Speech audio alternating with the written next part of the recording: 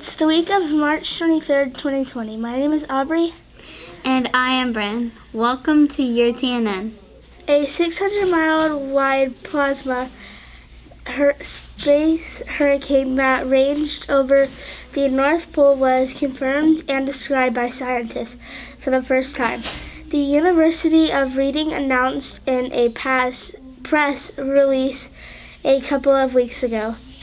Despite the name, the space hurricane has nothing to do with stormy weather like we have on Earth. Space hurricanes take place in the upper atmosphere. The storm here is made up of a combination of solar winds, which is high-speed plasma, released by the sun and magnetic field lines. Eventually, the winds move fast, and due to the magnetic field lines, they form a shape similar to an Earth hurricane. And just as a regular hurricane pours down rain, the space hurricane pours out electrons. Scientists use satellites and other high-tech instruments to detect this event. We would like to take a minute to introduce you to Alec Posta. You have probably never heard of him, but some of you may have seen his work. He is a master builder at Tempe Legoland Discovery Center. His job is to build things with Lego blocks. Not a bad job, right? He doesn't do it all by himself, though. He has a dedicated team that helps him out. Their newest display at Arizona Mills Mall is a recreation of the most iconic buildings in Phoenix. The display contains about 1.8 million Lego blocks. To create displays like this, Alec and his team go on location and take pictures of the buildings and structures that they want to build from all angles. Then they take the pictures, print them out, or view them digitally. While they build from the ground up, the next big project that they want to tackle is the Mill Avenue Bridge to go over the Tempe Town Lake, which is already on display. Now let's go over to Miss Giacovelli with weekly updates. Students, staff, and parents, welcome back. I hope you had a great spring break. We don't have any events this week going on besides cake pops will be sold after school. However, we did hold parent-teacher conferences on the Thursday and Friday before spring break. If you did not meet with your child's teacher, please communicate with them and let them know if you have any questions or concerns, and they would be happy to reach you and give you an update.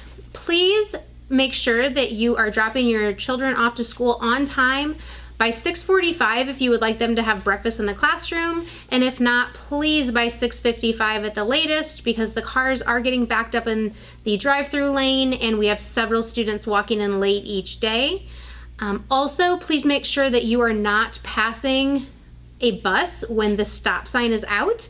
Buckeye PD will be ticketing for that, as well as after school in the bike lane if you are parking there. We really appreciate your support. We know we have a very small parking lot and not a lot of areas for parents to wait for their children, so we appreciate your patience, flexibility, and cooperation.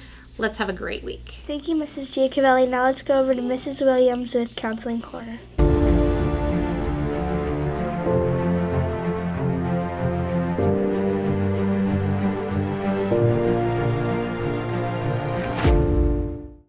Good afternoon, Saddle Mountain. This is Mrs. Williams with a message from Mrs. Williams Counseling Corner. So this month we're focusing on honesty. So a piece of honesty is having integrity.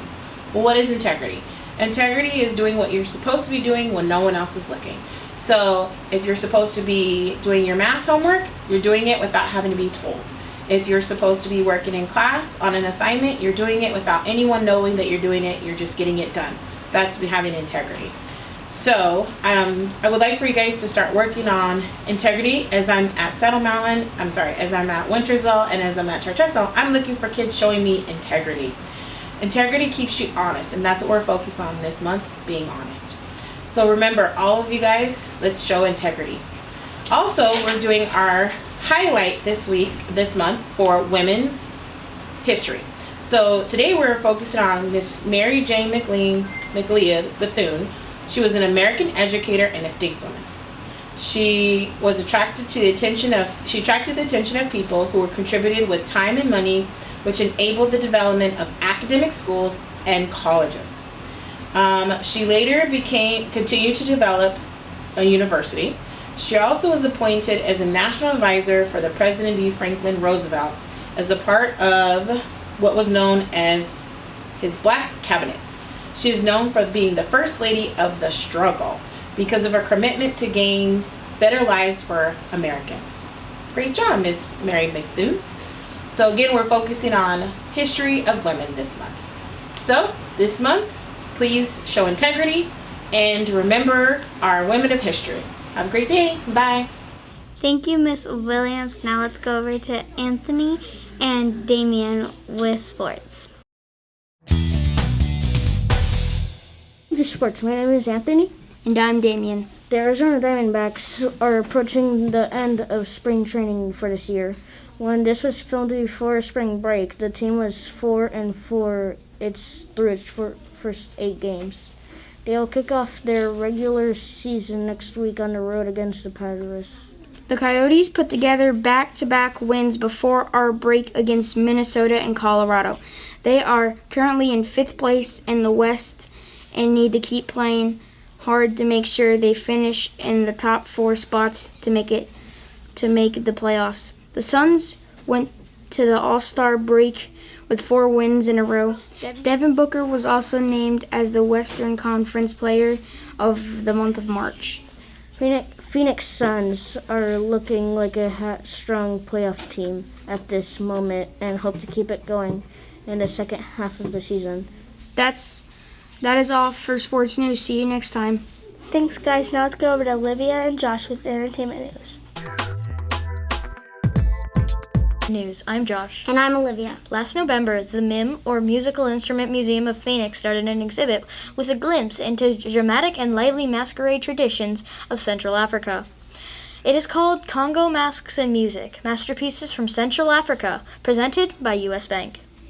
The exhibit was designed and organized by Manuel Jordan, who is MIM's deputy director and chief curator, along with some help from others. This exclusive exhibition features more than 150 rare masks, instruments, and costumes from the Democratic Republic of the Congo, dating from the late 1800s to the early 1900s. It also includes 12 mannequins in full, authentic outfits worn in ceremonies. Tickets are available now and throughout the summer. Be sure to check this out before the exhibit closes for good. Tickets can be purchased online or at the door. See you next time with more entertainment news. Thanks, guys. Now let's go over to Addie Wood. Hello, and welcome back to Joke of the Week. My name is Addie. And I am Mikey. This week's joke is going to be... Knock, knock. Who's there? Knock, knock. Who's there? Knock, knock. Who's there? My name is Knock, knock. Great joke, Mikey. And if you have a joke and would like to be on the news, please go to smusd.me/beonthenews. And we would love to have you on. See you next time on Joke of the Week. Bye. Thanks, Addie. Now here's Michelle and Queen with Fun Fact Trivia.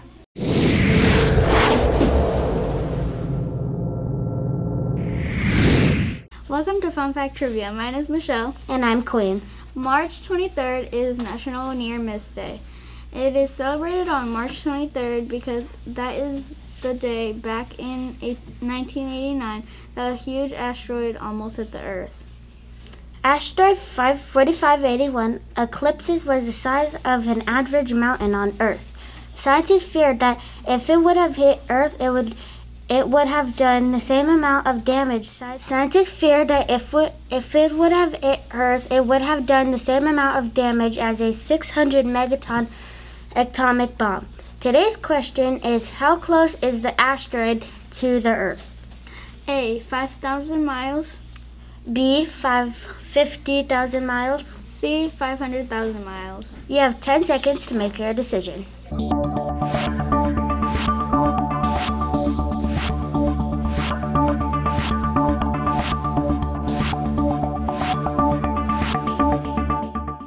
If you said C, 500,000 miles, you are correct. While that may seem a lot, and shouldn't be considered a near miss in the measurements of the universe, 500,000 miles is very close. We'll see you next time on Fun Fact Trivia. Thanks, girls. Now let's go over to Caitlin with This Week in History. This Week in History. My name is Caitlin. On this day, March 23rd, 1893, the individual OK are first published in the Boston Morning Post, meant as an abbreviation for All Correct, a popular slang misspelling for All Correct. At the time, OK steadily made its way into everybody's speech for Americans. During the late 1830s, it was a favorite practice amongst younger education circles to misspell words intentionally, then abbreviate them and use them as slangs when talking to another one. Just as teenagers today had their own slangs based on distortion of common words such as cool for all the abbreviations used during this time, OK was propelled into the limelight when it was printed in Boston's Morning Post as part of a joke. Since then, OK has been OK with us and also in other countries. That's all for This Week in History. Thanks, Keelan. Now here's Skylar and Izzy with Science Time. This time, my name is Skylar. And I am Izzy. Scientists have recently discovered a new species of a sea slug that has a very unique talent. It is named the Sacoglossian sea slug, and it has an ability to remove its own head from its body and grow a new body. The process of growing a new body from its head takes less than 3 weeks. The slug was discovered by scientists in Japan, and they are calling it one of the most extreme displays of autotomy known in the animal kingdom. Autotomy is the ability of an organism to release body parts, usually when they are grabbed by an external force like a predator. What makes this example so unique is that all of the slug's vital organs are located in the detached body. The new body that the slug grows from its head contains a fresh set of organs. See you next week with more Science Time. Thanks, guys. Now let's go over to Mackenzie with Word of the Week.